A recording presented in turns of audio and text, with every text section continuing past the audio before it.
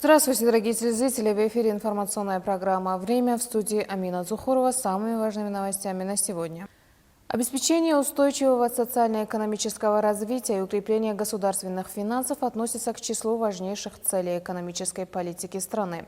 В этой связи в очередном послании президента Республики Таджикистан уважаемого Эмомали Рахмона к Маджлиси Оли Республики Таджикистан данным направлениям было уделено особое внимание. А развитие национальной экономики и эффективное управление государственными финансами были оценены как основная основа прогресса страны. Очередной репортаж является продолжением данной темы. В очередном послании президента Республики Таджикистан, лидера нации, уважаемого Эмомали Рахмона, представленном 16 декабря 2026 года, социально-экономические вопросы заняли центральное место.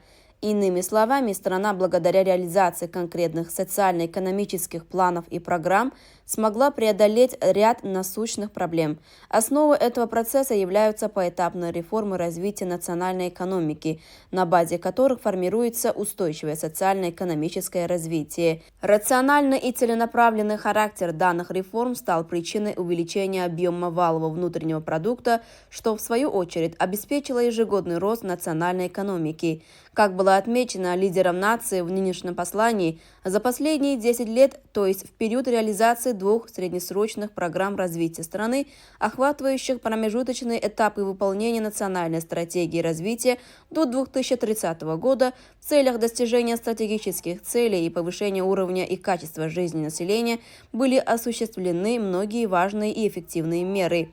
В результате объем валового внутреннего продукта увеличился в 3,4 раза, а национальная экономика ежегодно росла в среднем на 7,6%. Для обеспечения социально-экономического развития страны за этот период за счет всех источников финансирования было направлено свыше 670 миллиардов сомони, в том числе 159 миллиардов сомони иностранных инвестиций. Согласно анализам, своевременная подготовка и принятые меры позволили не только сохранить экономическую стабильность, но и обеспечить экономический рост. Этот аспект в послании был отражен с разных сторон. В частности, было подчеркнуто, валовый внутренний продукт на душу населения увеличился в 2,7 раза с 6 тысяч сомони в 2015 году до 16,4 тысяч сомони в 2025 году. Анализ президента страны, уважаемого Эмомали Рахмона, представленный в послании, свидетельствует о том, что реформы и реализация стратегических планов дали положительные результаты.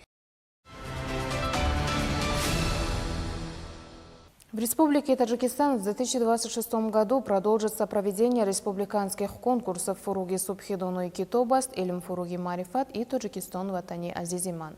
Эти инициативы реализуются как логическое продолжение просветительской и культурной политики лидера нации, уважаемого Эмомали Рахмона, и направлены на укрепление интеллектуального потенциала общества, развитие национальной и мировой культуры, а также выявление и поддержку талантливой молодежи. Благодаря независимости, миру и национальному единству в стране созданы все необходимые условия для обучения подростков и молодежи, их духовного и творческого развития. За годы независимости Таджикистан последовательно реализует меры по сохранению и продвижению культурных ценностей, что укрепило его имидж как культурной нации на международной арене. Особое место в этом процессе занимает республиканский конкурс «Фуруги Субхидону и Китобаст», который и в 2026 году пройдет под патронажем президента Республики Таджикистан. Его цель – повышение интереса к чтению, развитие ораторского и писательского мастерства, уважение к национальному наследию, формирование самосознания и духовного роста подрастающего поколения. С учетом необходимости расширения охвата участников и повышения эффективности конкурса в 2026 году в положение были внесены изменения. Теперь учащиеся общеобразовательных школ и начальных профессиональных учреждений распределены по 3 возрастным категориям. Ученики начальных классов, средних и старших. Общий бюджет конкурса и награждения победителей составит 8 миллионов 290 тысяч сомони, что на 1 миллион 620 тысяч сомони больше по сравнению с 2025 годом. В целях ускорения развития точных математических и естественных наук уже 6-й год подряд проводится республиканский конкурс «Илм Фуруги Марифат». В 2026 году он пройдет в рамках реализации 20-летия изучения и развития естественных, точных и математических наук в сфере науки и образования. Конкурс направлен на формирование технического мышления, популяризацию научного подхода, развитие инноваций, цифровых навыков и правильного использования искусственного интеллекта, а также укрепление связи науки с производством. В целях повышения прозрачности и объективности конкурсного процесса внедрены новые механизмы. Создан единый республиканский портал, через который осуществляется регистрация участников. Размещается информация о победителях и публикуются материалы жюри. Проверка знаний участников 4-го этапа сначала проводится Национальным центром тестирования, после чего материалы рассматриваются жюри конкурса. С учетом нововведения общий бюджет конкурса «Илм Фуруги Марифат» в 2026 году составит 9 миллионов 870 тысяч самане, что на 650 тысяч самане больше, чем в прошлом году. Итоги проведения конкурса в 2021 и 2025 годах наглядно показали рост интереса молодежи к изучению точных и естественных наук. Это стало прочной основой для подготовки высококвалифицированных инженерно-технических кадров и дальнейшего устойчивого развития страны. На заседании исполнительного комитета Центрального комитета Народно-демократической партии Таджикистана в целях выполнения пунктов очередного послания президента Республики Таджикистан к Маджлиси Милли и Маджлиси Намуяндагон Маджлиси Оли Республики Таджикистан, представленного 16 декабря 2025 года, в котором глава государства обозначил основные направления внутренней и внешней политики страны. Мероприятие прошло под девизом 2026 год – год расширения, благоустройства и созидания, укрепления национального самосознания и самопознания. Подробности в нашем сюжете. В заседании приняли участие первый заместитель председателя Народно-демократической партии Таджикистана Малик Шонимадзода, ответственные сотрудники исполнительного комитета Центрального комитета Народно-демократической партии Таджикистана, председатели исполкомов города Душанбе, городов и районов республиканского подчинения, а также Горно-Бадахшанской автономной области, Хатлонской и Сагдийской областей, а также представители СМИ. Мероприятие открыл первый заместитель председателя Народно-демократической партии Таджикистана Малик Шонимадзода и отметил, что мы находимся в первые дни нового 2026 года, и этот год является очень важным для нашего народа.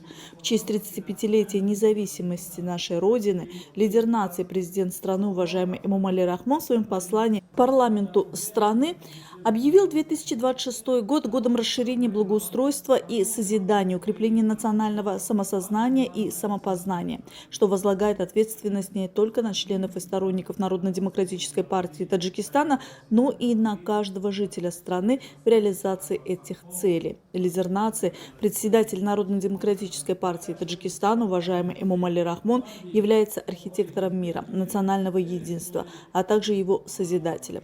И именно благодаря его неустанному труду и инициативам наша Родина стала столь процветающей, а уровень жизни народа улучшается с каждым днем.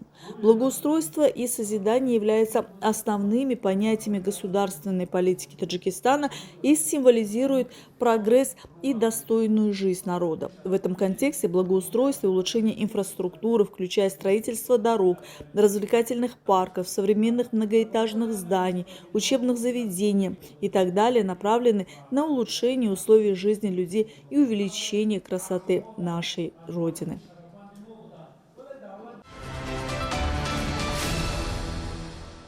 Почечно-каменная болезнь – одно из наиболее распространенных заболеваний, обостряющихся в холодное время года. Специалисты подчеркивают, при первых симптомах важно не откладывать визит к врачу. Подробнее в нашем следующем репортаже.